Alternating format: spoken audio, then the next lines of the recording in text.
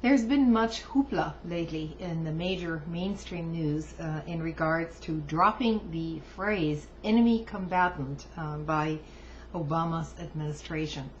Now, I have to tell you quite frankly that in terms of just dropping this phrase, in legal terms, that means absolutely nothing.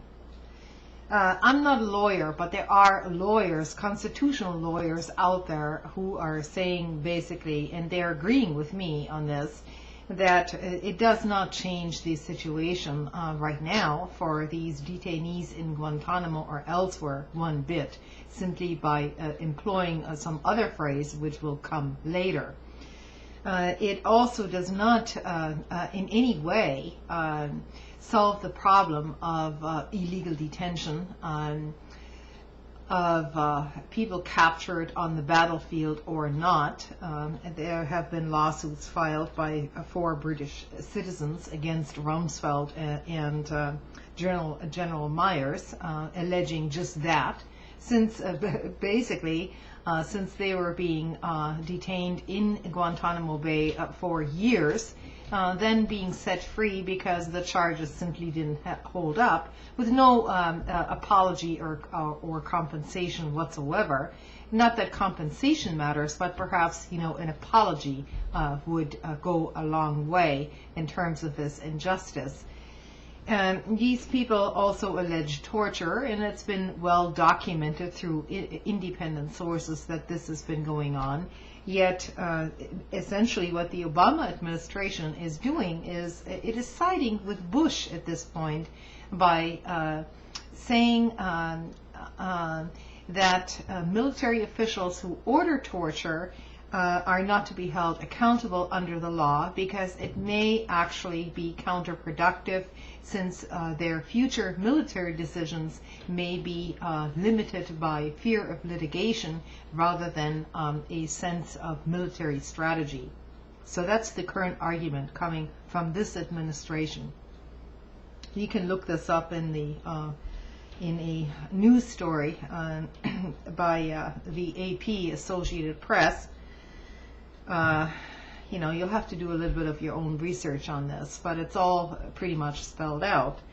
So the current Justice Department is in some way protecting the highest Bush officials from any type of prosecution whatsoever, simply changing the rhetoric and the terms.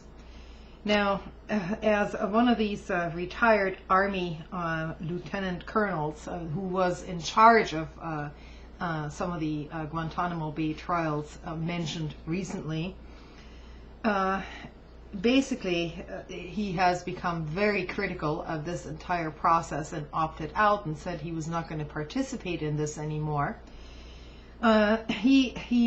He also agrees, because he says there's absolutely no change whatsoever. Abrams said, this is this colonel's name.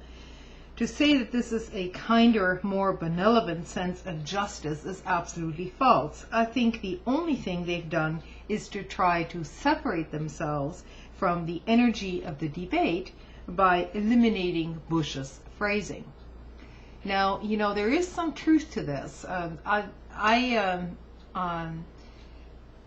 So I would caution anyone to read too much into this of the dropping of term enemy combatants. As I say, it doesn't, in legal terms, it means nothing at this point. And unless this administration and, as they have said, as Obama has said, it's up to Congress and international law to solve these problems, well then good.